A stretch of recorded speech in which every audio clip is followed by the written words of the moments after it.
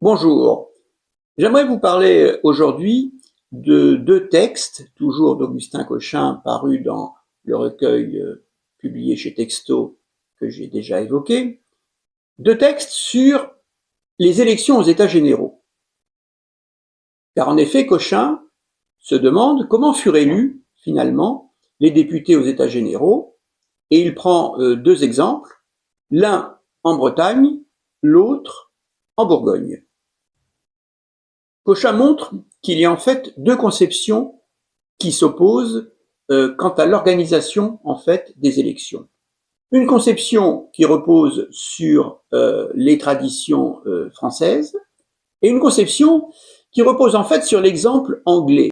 Dans la conception fondée sur les traditions françaises, le roi s'adresse à la nation telle qu'elle existe, avec ses hiérarchies, ses corps, et ceci, après s'être assemblés, après avoir discuté entre eux de ce qu'ils souhaitent, rédigent des doléances, des demandes qui sont présentées au roi.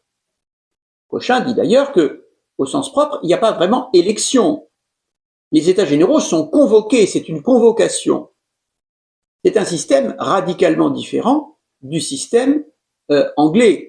Celui-ci, en fait, a déjà des partis relativement constitués, les Tories et les Whigs, et ceux-ci préparent des partis des décisions qui sont discutées et qui sont proposées à l'assentiment des électeurs qui sont ainsi d'une certaine façon atomisés, qui n'ont pas de réalité concrète comme elles existent en France avec les corps de métier et les trois ordres.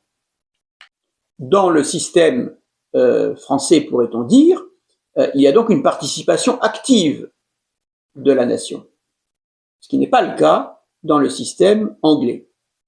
Ce que montre Cochin, c'est qu'en fait, Necker, qui a organisé la convocation des États généraux, Necker ne choisit pas. Officiellement, tout se passe comme si on avait choisi un système à l'anglaise.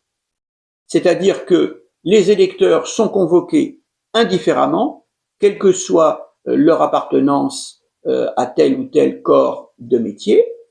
On les réunit d'ailleurs dans une circonscription totalement périmée en 1789 et qui ne représente plus rien pour la population, à savoir les bailliages, et rien n'est fait, au fond, pour encadrer les électeurs. Ceux-ci vont devoir choisir des représentants sans absolument avoir discuté les différentes options qui seront plus tard celles des États généraux. On a voulu expressément écarter toutes les notabilités, dans la province de Bretagne notamment, pour éviter qu'on influe sur les électeurs. Ce sont donc des élections extrêmement particulières, puisque ce sont des élections sans candidat, sans parti et sans programme. Et on l'a voulu expressément ainsi. On veut que chaque citoyen prenne ses décisions en son âme et conscience. Tout parti ou tout programme est considéré comme une cabale. C'est-à-dire que c'est un système totalement différent qui marche sur la tête. Si on avait accepté que tout le monde vote sans passer par les cadres habituels qui existaient depuis des siècles dans la monarchie française, il fallait dans ce cas-là permettre la libre expression des opinions et un débat. On a expressément voulu qu'il n'y ait pas de débat. Et très souvent, quand les électeurs se sont rassemblés pour élire des représentants parce que c'était des élections à plusieurs degrés, ils ne connaissaient pas les gens pour qui voter. On a des exemples où des assemblées ont demandé la liste des membres de l'assemblée pour savoir pour qui voter.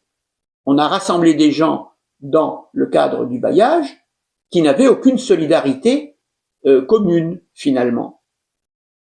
Ça fait penser un peu à la volonté générale de Rousseau que j'ai déjà évoquée, où chacun doit se déterminer en son âme et conscience à l'intérieur de lui-même et où toute tentative d'influer sur la décision est considérée comme une atteinte aux droits de l'homme, pour ainsi dire. Et on l'a bien vu lors des élections, parce qu'il était prévu que toute assemblée de plus de 200 personnes soit réduite à ce chiffre maximum.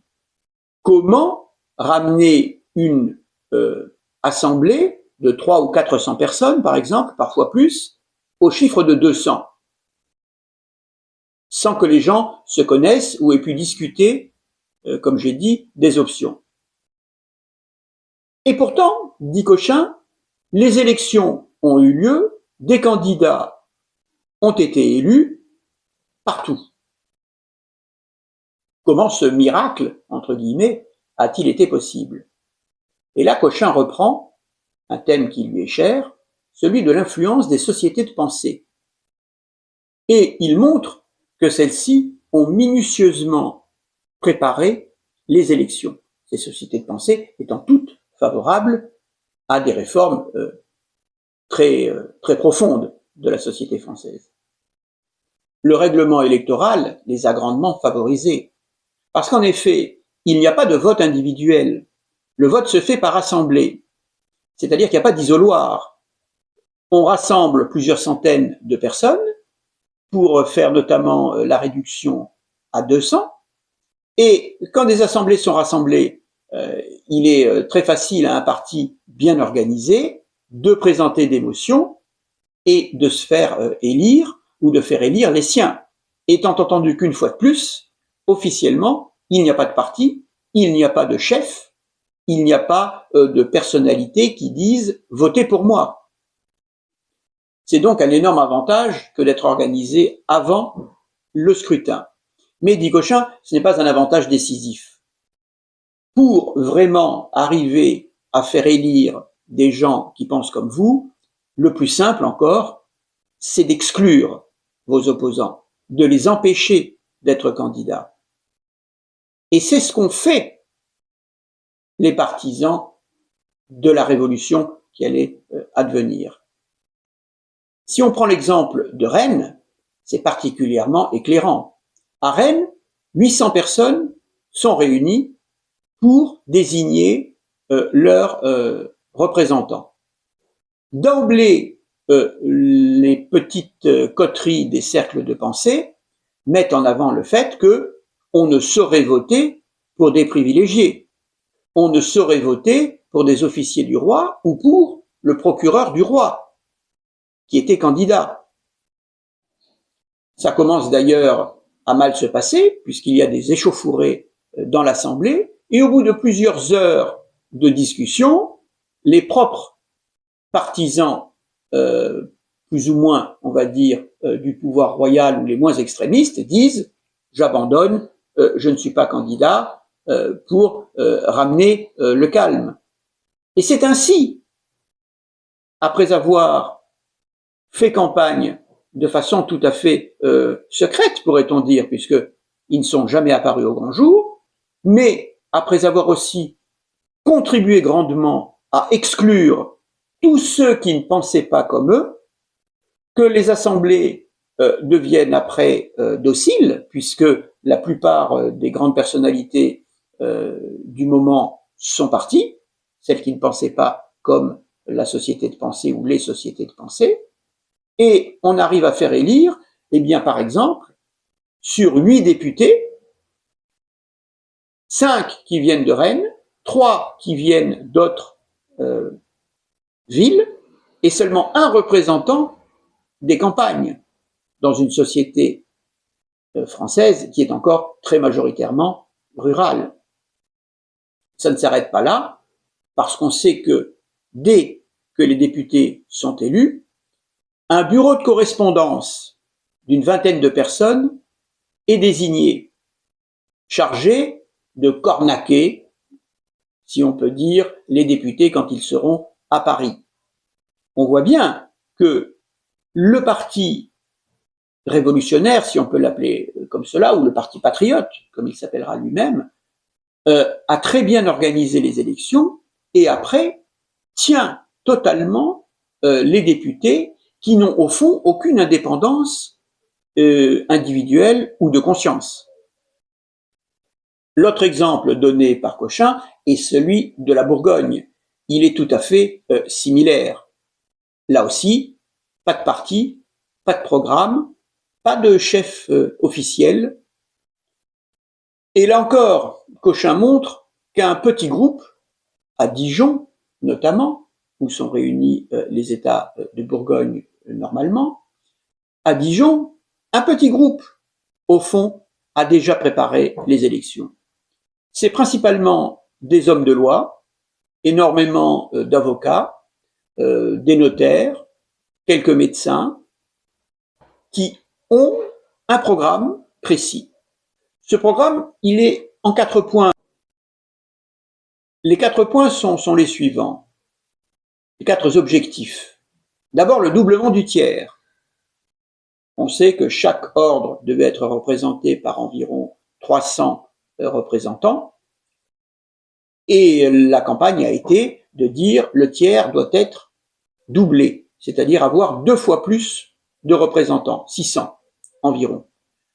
Il est bien évident que ce doublement n'aurait eu aucun intérêt si on n'avait pas obtenu en même temps le deuxième objectif, le vote par tête. Car aux États généraux, normalement, chaque ordre vote, et donc les 2 ordres privilégiés, s'ils se coalisaient, auraient représenté 2 voix contre 1 voix pour l'ordre du tiers-État. Donc on veut à la fois le doublement du tiers et le vote par tête, ce qui ferait que les députés du tiers-État seraient en nombre équivalent aux 2 autres ordres privilégiés. Ce qu'on souhaite aussi, troisième objectif, c'est que ce système soit d'ores et déjà appliqué aux États de Bourgogne, car les États en France étaient organisés comme la monarchie tout entière, avec les 3 ordres, clergé, noblesse et tiers-État. Et donc on souhaite que ça s'applique aux États de Bourgogne également. Et le 4e objectif, c'est celui dont on a parlé pour la Bretagne, c'est-à-dire l'exclusion des opposants. Et donc on souhaite que aucun seigneur, aucune personne qui travaille ou qui dépende des seigneurs ne puisse se présenter. Il est évident que si on obtient cette exclusion de candidats, que reste-t-il? Il reste au fond principalement les hommes de loi, les médecins, car la frange de la population éclairée, va-t-on dire, et qui a déjà réfléchi à ces problèmes politiques, est au fond assez mince. Alors comment cela se passe-t-il? Bien, très simplement.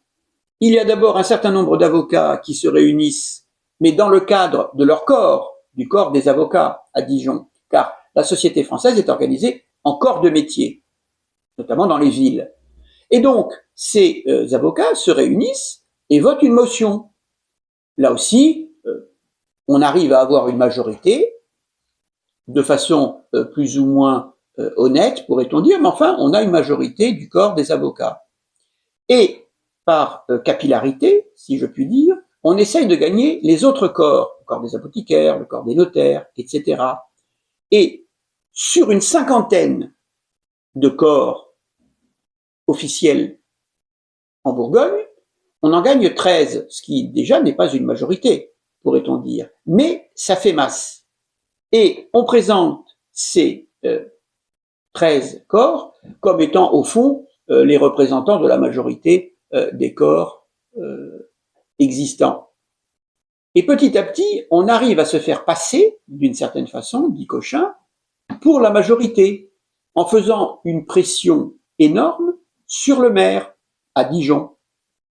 Et c'est ainsi qu'on arrive à faire passer des motions et des demandes officielles au roi en les présentant comme étant celles de l'ensemble de la ville de Dijon.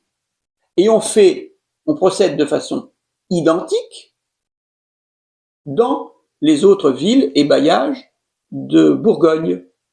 Et on présente, au fond, une image, sinon unanime, du moins très majoritaire, de la province de Bourgogne, des États de Bourgogne, avec ce système-là.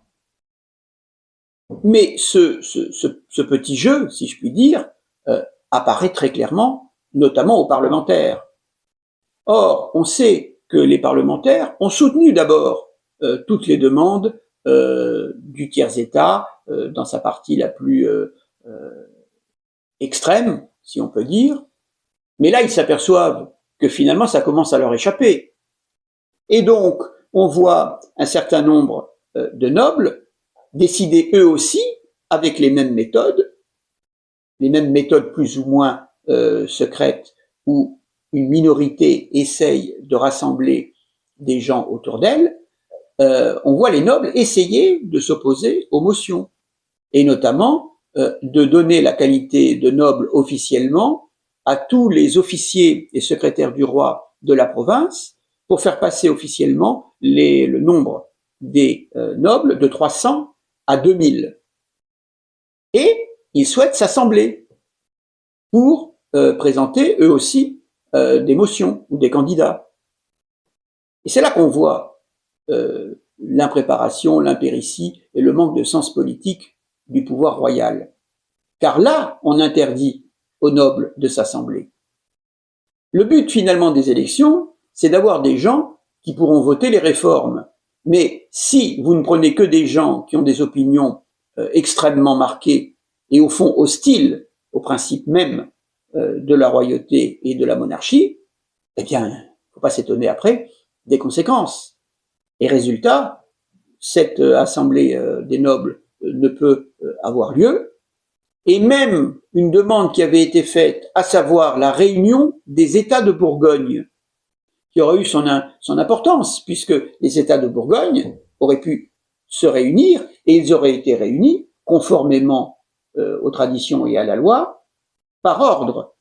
Et là, la noblesse aurait pu jouer un rôle important, puisqu'elle aurait été sur un pied d'égalité avec l'ordre du clergé et l'ordre du tiers-État. Et bien même ça, le parti noble ou anti-révolutionnaire, si on peut dire pour parler rapidement, n'a pas pu l'obtenir. Les États de Bourgogne n'ont pas été réunis. Il n'y a eu que les élections aux États généraux qui se sont organisées, ainsi que je l'ai dit, et qui ont donné donc en Bourgogne plus ou moins les mêmes résultats qu'en Bretagne. On voit donc que l'essentiel de la campagne s'est passé de la même façon en Bourgogne et en Bretagne. Des petits groupes bien organisés, bien préparés, ont mené les opérations électorales et ont globalement obtenu gain de cause. Donc, certes, il y a eu des votes, mais dans des circonstances qui ne sont pas du tout celles qu'on connaît aujourd'hui, avec notamment la présence d'isoloirs, l'isoloir étant d'ailleurs une invention, si je puis dire, très récente. C'est à la fin du XIXe siècle seulement qu'ils sont généralisés, qu'ils commencent à se généraliser en France.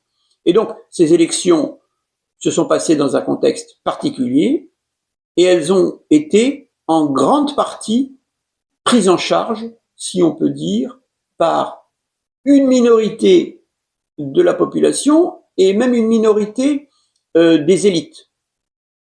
Et ceci a été possible parce que, au fond, la monarchie, Necker, a laissé faire, pensant pouvoir mieux faire passer les réformes par la suite. Et on a vu que de réforme il n'y a pas eu, il y a eu en fait une révolution.